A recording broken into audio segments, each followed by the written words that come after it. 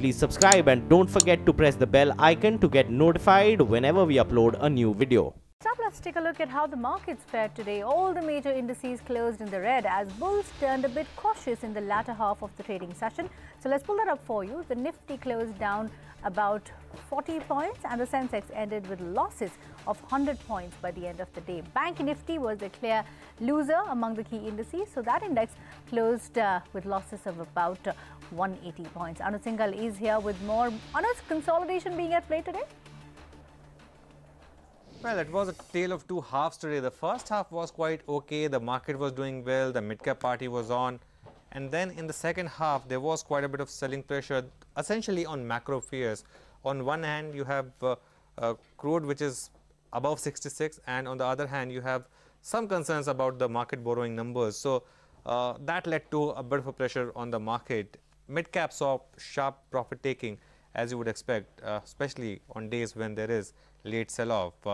Financials have been the weak point for this market, and today was no different. So ICICI, SBI, Bajaj Finance were all down. Other Nifty losers today included names like IOC, in fact the entire oil marketing gamut, Bharti Airtel and TCS as well. Index gainers, of course, today Sun Pharma was one of the big movers today, up 6%. Tech Mahindra and Z Entertainment as well. And some big stocks of the day, Reliance Communications, second day running, had a phenomenal move in trade. In fact, up 80% in 2 days. I have never seen something like this in market, and I have tracked markets for many years now. JP Associates and of course Fortis as well. So all in all, there's been some bit of worry about the quality of the rally, but for whatever it's worth, maybe the market needed a trigger to correct, and the market got that today. Okay, Anuj, thanks for joining in with that. So clearly consolidation coming in at play by the end of the trading session specifically. Now, let's talk about crude then. Oil marketing companies like IOC, BPCL and HPCL declined in trade after crude prices touched near 2.5 years high. Prices started soaring after an explosion at a major oil pipeline in Libya, but also declined after production resumed at a major North Sea pipeline. Let's cut across to Manisha Gupta for details. Manisha, how are you reading this volatility that we are seeing in crude? Well, that expected spike up in crude oil prices before the year end really is here as the prices trade at 2.5-year highs. You have seen them gain up by nearly 42% from its June lows, and the Brent is up 16% in this year, while the US crude oil prices also are up 12% in the year by now. Well, that clearly has had its impact on the Indian diesel and petrol prices, where you have seen them hitting a 3-year highs, especially in a couple of states like Kolkata, Chennai, etc. There's also a huge surge in diesel prices in Delhi also. Well, there have been various factors which have been supportive. The latest trigger is from supply disruptions in Libya, where there is a pipeline explosion cutting nearly 90,000 barrels per day. The Fortis pipeline is just about partially started, would take up to first week of 2018 to get much of that action back on the markets there. So this really has led to prices gaining. Add to that the fact that you already have voluntary supply cuts continuing from OPEC and Russia by 1.8 million barrels. And while they have said that they would continue to cut for all of 2018, there of course would be a review of that in the month of June. There also have been statements from the oil minister saying on how they expect the rebalancing to come in earlier than later, as early as the first quarter of 2018 itself. The only one thing that has been capping the crude oil prices, and that is the US shale output, which has increased by 15% in this year. But the markets anticipate that even as you might see some more increase in this output, but with the kind of performance that we have seen in the current year, there is no chance that you would see a repeat of that in 2018, especially with the current prices where they are. The market share or financing of new rigs or drilling area is something that is going to be really slow, and that could be supportive. Add to that fact that demand has been quite strong, not just from Asia, but Europe and US as well. The global growth numbers have been positive, and that's yet another reason that would continue to fuel the crude oil prices even higher from here as we get into 2018. Okay, Manisha, thanks for joining in with that. But the big story at this hour, government's coffers are getting stretched. Sources say that the centre is likely to exceed its budget target and borrow more this financial year. An announcement is imminent and is expected later today. Lata is here with more on this developing story. Lata, what can we expect this evening? Well, that's the $1 million or rather the trillion rupee question. See, we know the budgeted borrowing program. It is 5.7 lakh crore gross, 4.23 net. Now, so far they have borrowed 5.06 lakh crore gross and 3.8 lakh crore net, but that is unimportant. This gross borrowing, we need to know is rising by how much. It may rise by 25,000 crore to 40,000 crore. So this 4.23 net borrowing, if it becomes 4.5, we are okay. But if it becomes like 4.6, 4.7, 4.8, then we have trouble. The bond markets have digested a possible borrowing of 25,000 crores more. Now, actually, the government has left 5 weeks from mid-January to all of February kind of light.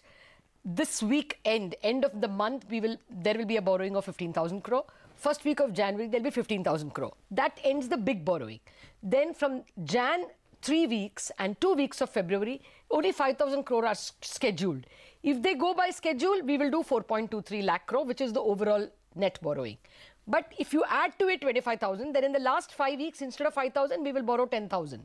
Market will be okay. But if in the last 5 weeks, we borrow 15,000, there is trouble, because that much appetite is not as yet digested in the market. Let's see. All we need to know is these two numbers. Okay. Is the market borrowing program higher by 25,000 or more? Okay. That if more, how much more?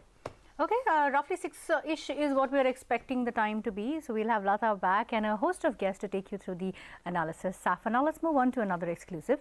We're just around a month to go for the Union Budget. Finance Minister's pre-budget consultation with various stakeholders seems to be in top gear. We learned from sources that today the Finance Minister Arun Jaitley met with members of Parliament. At this meeting, the parliamentarians shared their budget expectations with TFM. Rituparna Bhuya, who was tracking this meeting, is here with more. Ritu, what were the key suggestions and demands that were made, and also take us through the ruckus in Parliament today? Finance Minister Arun Jaitley this morning chaired a meeting of the Parliamentary Consultative Committee, and in that meeting MPs made several suggestions for the budget. For example, several MPs who participated in this meeting urged the government to spend more. Also, the MPs urged the government to fix MSP at 50% more than the production costs of farm produce. Remember that this was a poll promise that the BJP had made before coming to power in 2014, and MPs asked the government to adhere to that promise. Also, some MPs raised concerns on issues like the proposed bail-in clauses in some of the proposed legislations. MPs also urged the government to ensure that willful defaulters should be prosecuted under criminal provisions of law, and sought some statement in the budget regarding this. Last but not the least, the MPs also urged the government to ensure that there are fast-track courts to prosecute willful defaulters. With that, it's back to you. Okay, Ritu, thanks for that. Let's also talk about what else transpired in the Parliament today. There was huge ruckus in the upper house over Union Minister Anand Kumar Hegde's controversial remarks on the Indian Constitution. Remember, the Karnataka minister on Monday had said that the ruling BJP was here to change the Constitution, and I'm quoting at that. Remove the word secular from it. Opposition members vociferously raised objection over Hegde's remark and demanded his ouster from the government. Well, the ruckus in Parliament continues as usual. We'll take a quick break, but up next, SEBI board will be meeting tomorrow to discuss a slew of issues, important announcements likely. We'll tell you what those are after the break.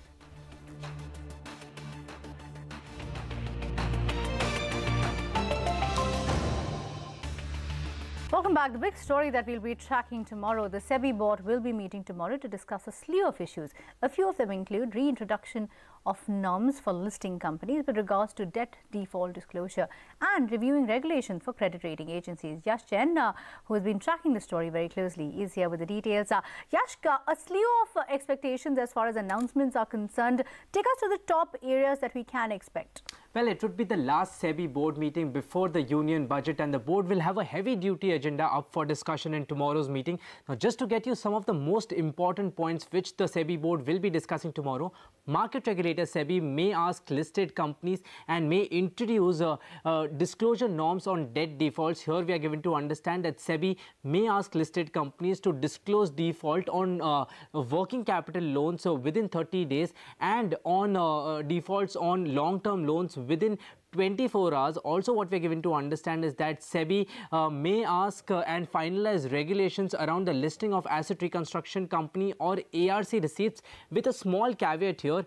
only sophisticated buyers like the qualified institutional buyers or the alternate investment funds may be allowed to trade this new instrument of ARC receipts. Also, what we're given to understand is that SEBI may tighten norms around credit rating agency. If you remember, very recently SEBI had come out with a consultation paper, and the new regulations around credit rating agency would be on similar lines, which had essentially suggested putting a cap, a 10% cap as far as cross shareholding between two credit rating agencies concerned, also barring these credit rating agency to have a board representative and voting rights as far as another credit rating agency is concerned. Also, what we're given to understand is that there could be some important regulations which would come in the mutual fund space, where one mutual fund will be barred from having a board seat on another mutual fund or asset reconstruction company. Also, one independent company cannot have more than 10% stake in more than one mutual fund or asset reconstruction company. So as you see, a list of reforms will be up for discussion in tomorrow's meeting,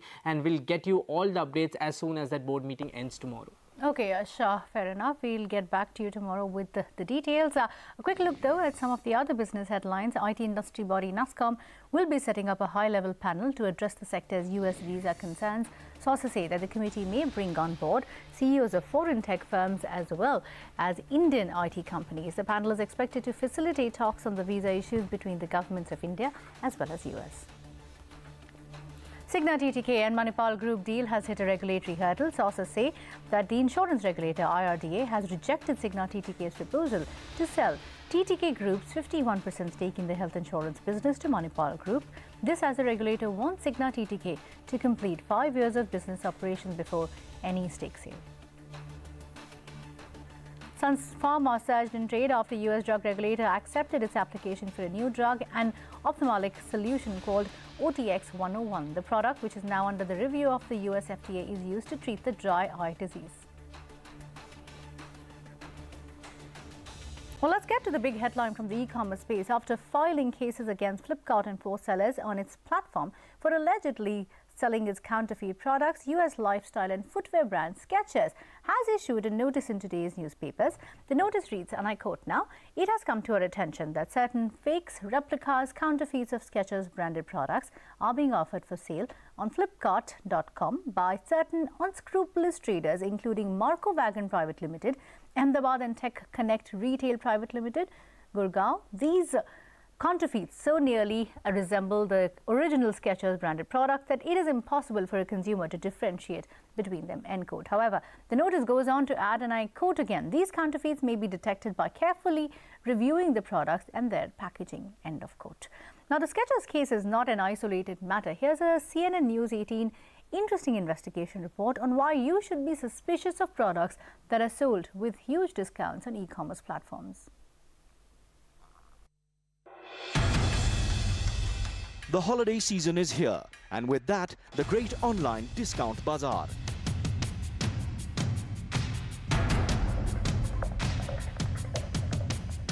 But wait, hold on before you splurge. The objects displayed on your screens might not be what you think they are. What we're going to show you now will shock you. What if we tell you that most of the products which offer over 50% discounts could be fake? CNN News 18 brings you the reality of the mega discount.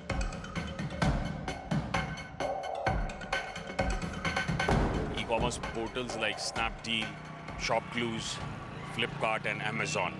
And on all what we have discovered is a horror story wherein almost 60% sports goods which are being sold are fakes. Dhirendra is a brand intelligence entrepreneur who works with the cops to detect and seize fake goods. CNN News 18 teamed up with him to expose how fake products have crowded the online market. These screenshots show how even the biggest of the e-sellers have these fake product sellers. Flipkart, Amazon, ShopClues, etc. According to the brand intelligence sleuths, almost 60% sports goods being sold are duplicate. Most of these products offer a discount to the extent of 60 to 70%. As far as these e-commerce platforms are concerned, the story being sold to ordinary consumers is high discounts being offered, but there's a story behind it, and it's all not true. These are fakes. CNN News 18 went with him on a raid to one of the hubs of fake products in western Uttar Pradesh's Meerut. And all these stockpile of goods are fake. An original Costco or Nivea balls cost close to 1,000 rupees. But these balls were to be sold online for as little as 400 rupees. The buyer who trusts the brand name of the retail market space for the quality assurance will end up receiving a counterfeit product.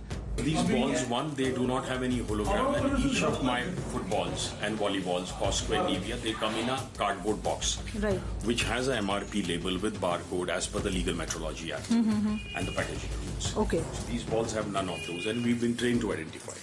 Not just these sports goods, even those Nike sweaters are fake as well.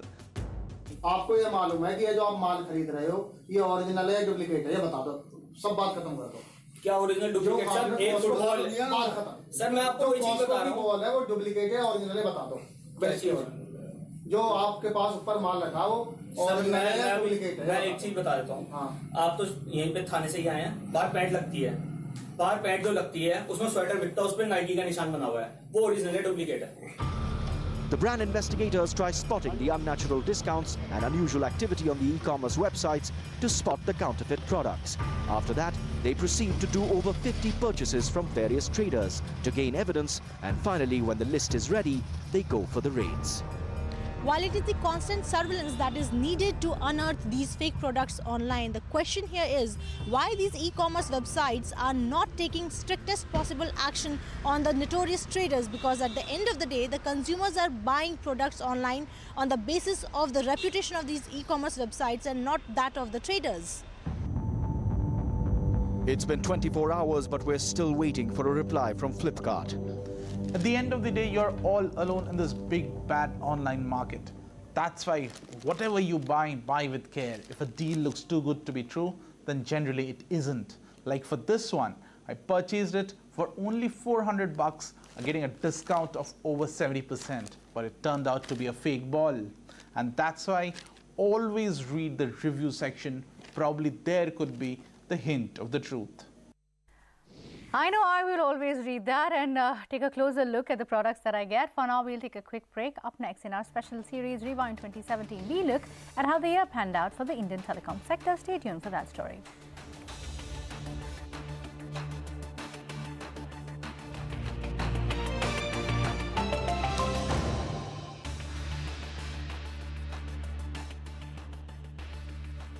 Welcome back. Now, 2017 brought with it an era of disruption and consolidation for the Indian telecom sector. From big bang mergers and acquisitions to game-changing regulations, it's been a year the telecom sector will remember for a long time. And not just because it ended with the CBI Special Court acquitting all the people accused by the CBI and the Enforcement Directorate of being implicit in the 7-year-old 2G scam. This includes former Telecom Minister A. Raja, DMK's Kanimoi, and the heads of telecom companies like Swan Telecom and DB Realty. CNBC TV 18 takes a walk down memory lane.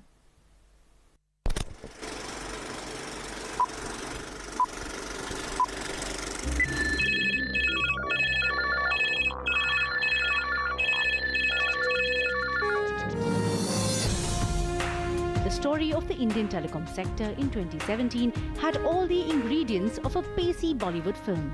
The protagonist was Mukesh Ambani's Jio, which disrupted the industry with the lowest tariffs the country has ever seen. This had rivals like Vodafone, Idea Cellular, Bharti Airtel run for cover. Already reeling under a high debt burden, these companies were forced to cut tariffs. The resultant pricing pressure meant that something had to give. And it did. So while 2017 started with 7 telecom players, it ended with 3. Much like Airtel, Sunil Mittal predicted when the year began. So it's going to be a interesting year of turbulence. 2017 will be a difficult year from revenue generation, will be tough on margins, but equally it's going to start to clear a lot of issues in the telecom industry, regulatory-wise, competition-wise, small players consolidation. So I would say if you meet sometime next year here, you could be finally down to those 4 players in the market. Vodafone and Idea Cellular got the ball rolling by deciding to merge their India operations. Basically, it's about the coming together of 2 companies who have huge complementarity, especially in terms of the assets that they own. I think that competitive intensity is always an important dynamic. It's always a trigger. And that's the reality. Ensuring choice, ensuring that there are 5 big competitors and the Indians can choose from all of them, and there will be no difference whether you live in a village or where you live in the city.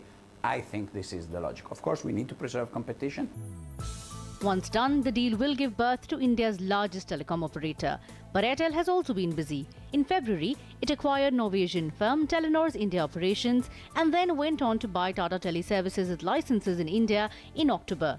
That left Anil Ambani's Arcom.